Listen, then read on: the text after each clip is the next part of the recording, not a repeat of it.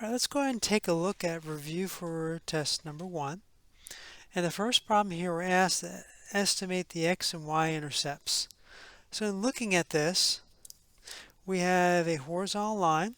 In fact, the equation of that line would be y equals 3. It does not intersect the x-axis. So it means for x-intercepts, we're going to write none. Now it does have a y-intercept. It crosses here at 3. Remember, Alex likes to have that written as a point. So we're going to write 0, 3 for a y-intercept.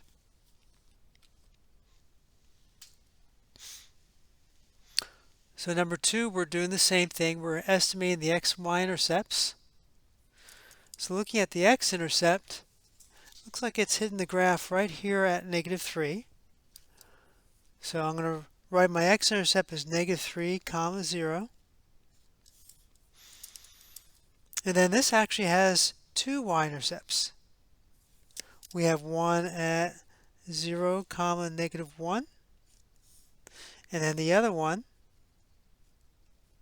is 0, 2. Now in Alex, I think they have you put a comma in between the two when you have more than one intercept. So just remember this. In fact, it says right here, separate your answer using commas. So we should be using a comma there.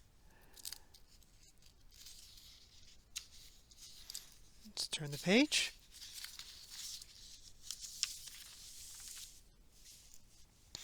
So number 3, we want to suppose the relation H is defined as follows. So we have the order pair of 7, 9, -5, 1, 7, 0, and 5, -5. So first, we're going to go and look at our x coordinates because that will give us our domain. And we notice here that 7 here repeats twice. But remember, when we write this down, we only write down the 7 once. So my domain would be 7, -5, and 5. And we put that in curly brackets. My range here are going to be all the y coordinates.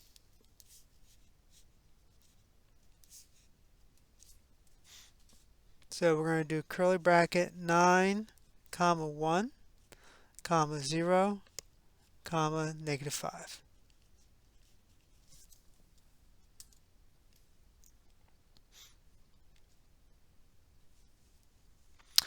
Now number 4, we're looking for the x and y intercepts, and they're giving us a linear equation. So remember, whatever intercept you're looking for, you're setting the opposite variable equal to 0. So if I'm looking for the x-intercept here, I'm going to set y equal to 0. And when that happens, this term disappears. Because the -6 times 0 is 0. So you just end up with a -3x equals 18. And then to solve for x, we would divide by -3.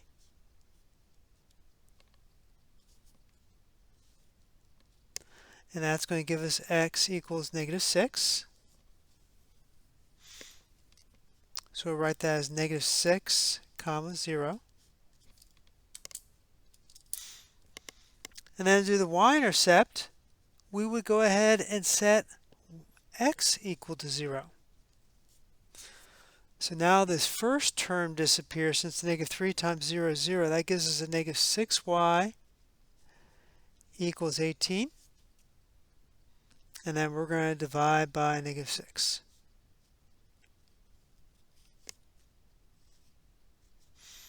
And that gives us y equals -3. So our y-intercept is 0, -3.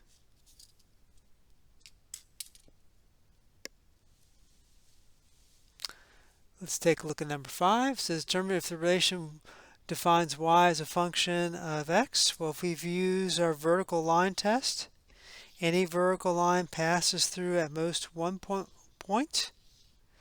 So this would be a function. So down here, we're going to be selecting yes. This relation defines y as a function of x. to the next page. So again, determine if the relation defines y as a function of x. Well, we have an x value that's going to more than one y value. So this would not be a function. So we would select no.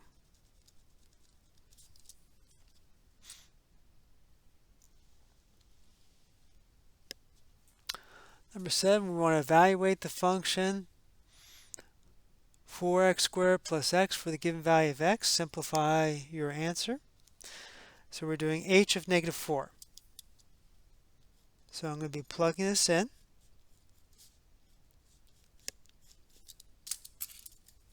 So I'm going to replace x by negative 4. Negative 4 squared is 16. 16 times 4 would be 64.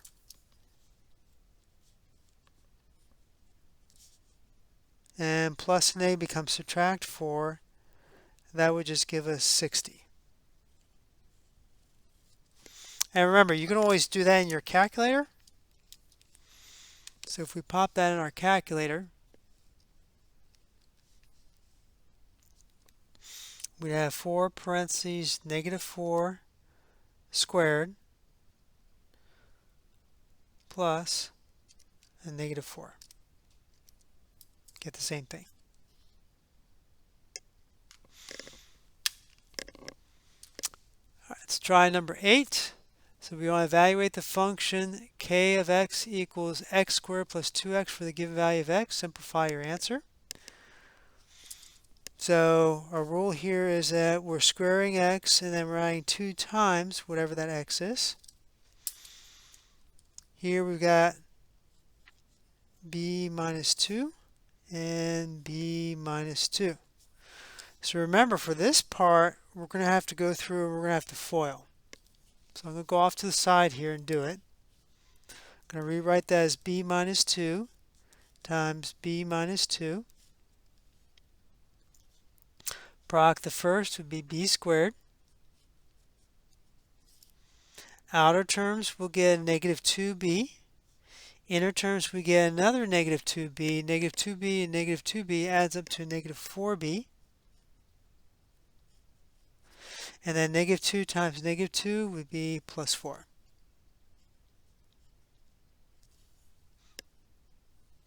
So this part becomes b squared minus 4b plus 4. For the other part, we need to distribute this 2 to both terms. 2 times b is 2b.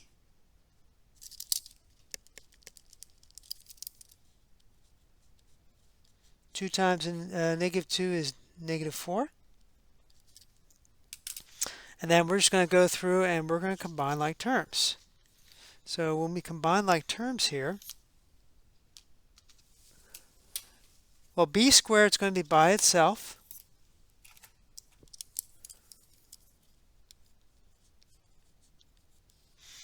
We have a negative 4b plus 2b. That gives us a negative 2b. And then if we look at the 4 and negative 4, those add up to 0, so those are gone. So we just get b squared minus 2b.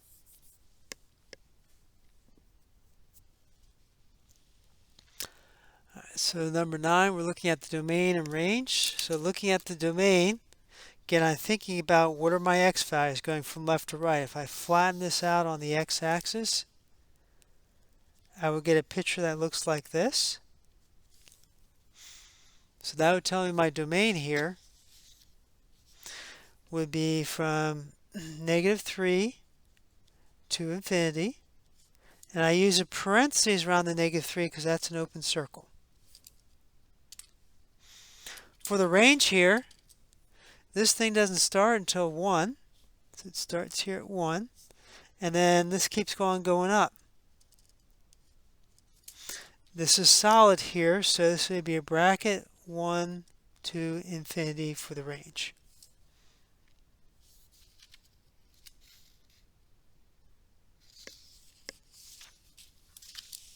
try another one. So again, we're looking at the domain. Again, flattening this out on my x-axis, I get the interval from -4 to infinity, not including -4, so parentheses, -4, comma, infinity. For my range, however, this arrow goes down forever, so it's everything 2 and below. But remember, we have to write that from bottom to top. So this goes from -infinity up to, I'm sorry, that's a 3, excuse me. So it's everything 3 and below. So this arrow here goes on forever when I flatten this out. So it's going to be from -infinity to +3.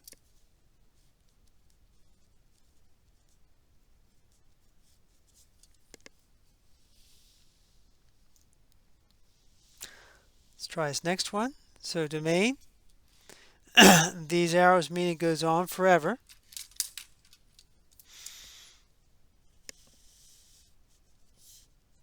So that's going to go from -infinity to +infinity.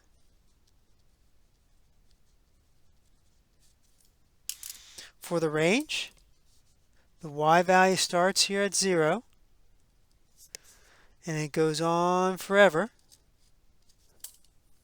So that's going to be bracket 0 to infinity.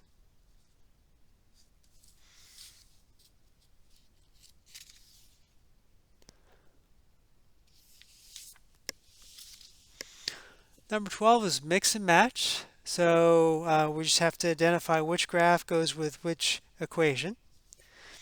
So first we have the absolute value of x. So we're looking for the V shape. And that would be graph D. G of x is x squared, so we're looking for the U shape. The U shape would be A.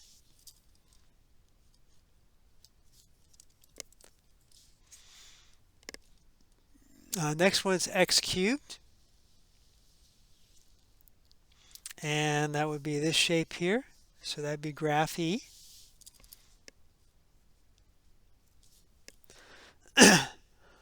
Next one is the square root of x. Square root of x goes like that. So that's graph B.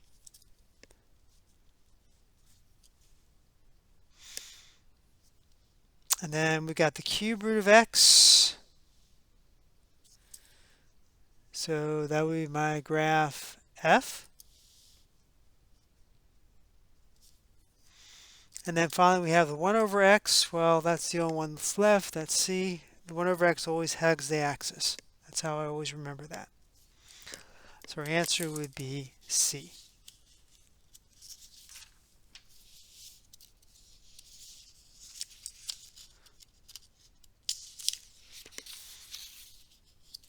So number 13, we're now going to graph using transformations. So I see this +1. It's outside the square root, so that's going to be a vertical shift. So it's going to shift. So it's going to shift up 1. So if I draw in my parent function,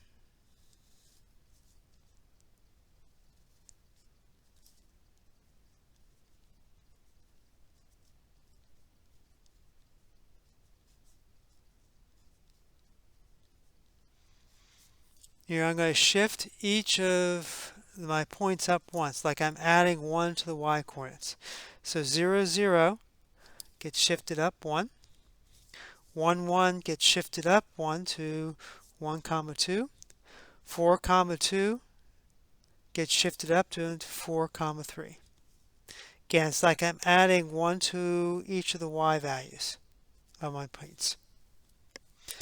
Now, on the actual test, these are going to be multiple choice questions. In other words, you'll be given a function, you'll have to figure out which of your graph choices has the correct shift. So number 14, we have the absolute value of x minus 3. That minus 3 is inside the function, so it's going to be horizontal shift to the right. So this shifts 3 right. So if I think about my absolute value graph,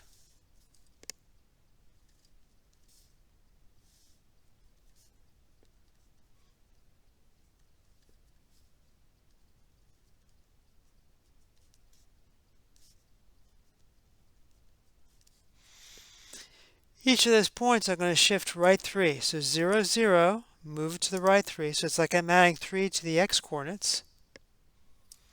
Adding 3 to this x-coordinate, it would become 4, comma 1. Adding 3 becomes 2, comma 1. So I'm just moving each of my points over 3 units. And again, you're going to have multiple graphs, and you'll need to, on the test, and you'll need to select which graph is the correct one. So this will be multiple choice.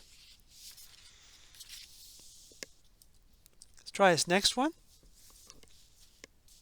We have x cubed plus 2, so I'm looking at that 2. That is not next to the x, so it's outside of the cube. So this is going to shift 2 up.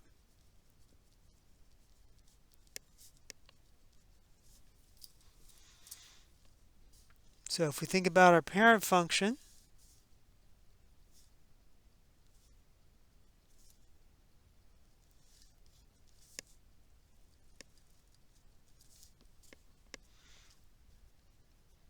I'm going to take each of those points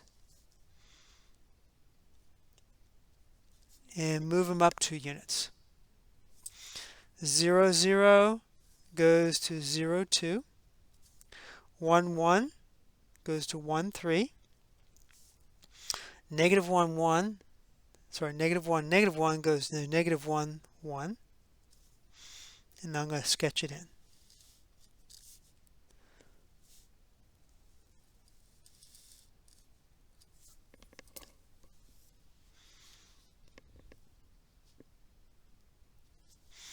And then let's try this next one. So the 2 is here underneath the square roots. That's my horizontal shift. This 4 is going to be my vertical. And again, horizontal shifts go in the opposite direction, so this is going to shift left 2 and down 4. So if we look at our square root function,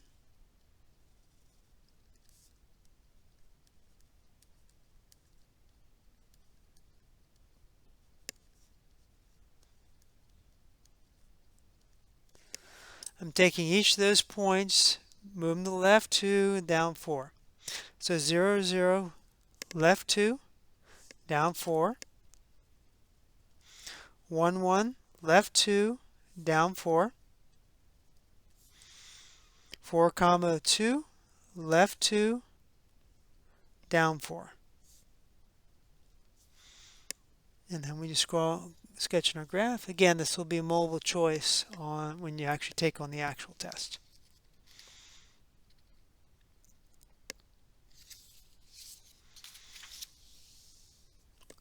All right, let's take a look at number 17. So a function t is given, identify the parent function, then use the steps for graphing multiple transformations of functions to list in order the transform applied to the parent function, obtain the graph of g. So here's my g. So first of all, I know this is a square. So out of my basic function is a quadratic function. So the first step is to identify the parent function. Well, the parent function is the x squared function. Now remember, on these we have to do this in order. So I have to first do the horizontal translation. My horizontal translation here is a -6, so that means I'm going to shift in the opposite direction 6.2 to the right. So these will be drop-down menus, and I would select here D shift, and then it's going to be F here, 6.2 units to the right. So to the right,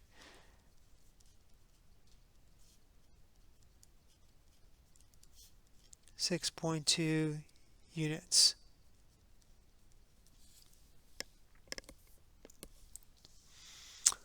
So next we look for vertical stretch and shrink. Well, we have a 1/5 here in front of our function. That's smaller than 1, so that's going to be a vertical shrink. So here I'm going to select shrink.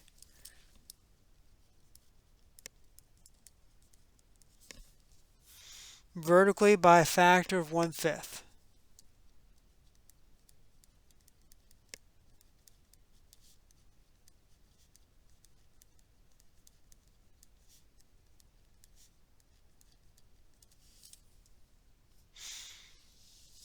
So next we look for any reflections. We do not here have any reflections because there's no negative in front of the 1/5 and there's no negative in front of the x.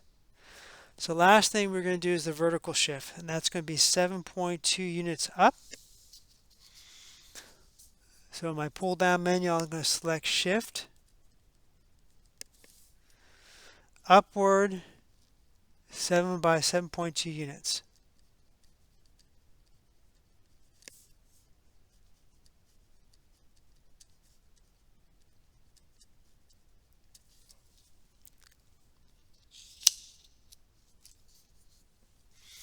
All right, let's turn the page. So number 18, we're given a graph. And so for number 18, my graph here, G is the dashed line, F is the solid line. So ask me to find f of 1. So I'm looking at the solid line when x equals 1. My y value is 1, so that's going to be equal to 1. F of negative 4. Looking at negative 4, again on my f graph. That's this point here. The y coordinate's negative 3. So that's going to be equal to negative 3. Now let's look at G. G is the dashed line. And they want us to find G of 0. Well, it's this point up here, and the y coordinate's 4.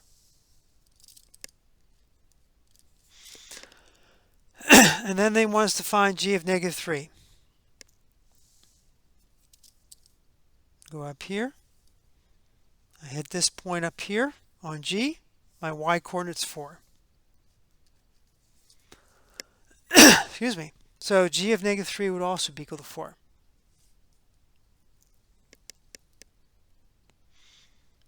All right, let's take a look at this next one. So we're asked to find G minus H of 4. So that's G of 4 subtract H of 4.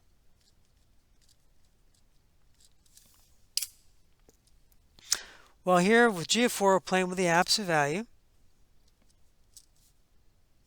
So that'd be 4 subtract 4.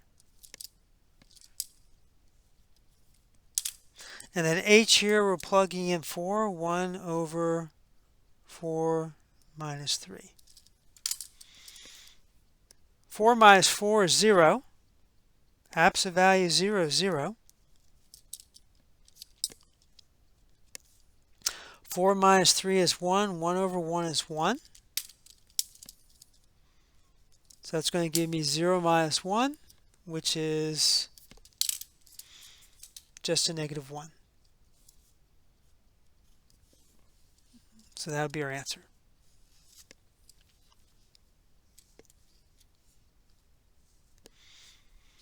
And then the last one here, we're doing composition.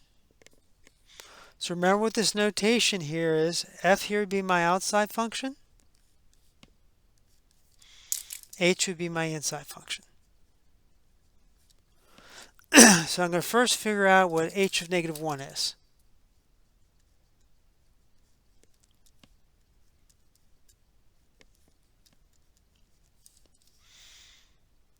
So that would be a negative 7 plus 8, which would give me a positive 1. Oh, that's actually not our final answer. Let me just put a 1 there. So now I'm going to go over here. So now I'm trying to figure out what f of positive 1 is. So I look at f, I'm cubing x, and then adding 6 times whatever my x value is.